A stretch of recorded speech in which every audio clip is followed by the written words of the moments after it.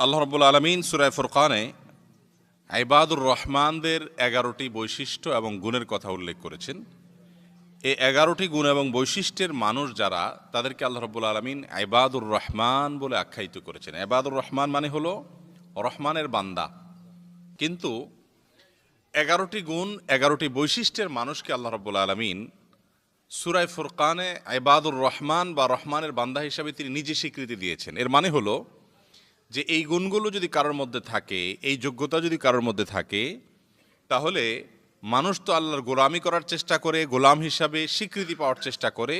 তো এই গুণগুলো যাদের মধ্যে থাকবে, সেই মানুষগুলোকে আল্লাহ তাআলা আগাম ঘোষণা দিয়েছেন তারা হলেন রহমানের বান্দা, রহমানের গোলাম। অর্থাৎ আল্লাহ তাআলা তাদের বন্দেগী, তাদের গোলামি, তাদের দাসত্বকে কবুল করে নিয়েছেন, আগাম জানিয়ে দিয়েছেন। কারা সেই সৌভাগ্যবান মানুষ যাদেরকে আল্লাহ রাব্বুল আলামিন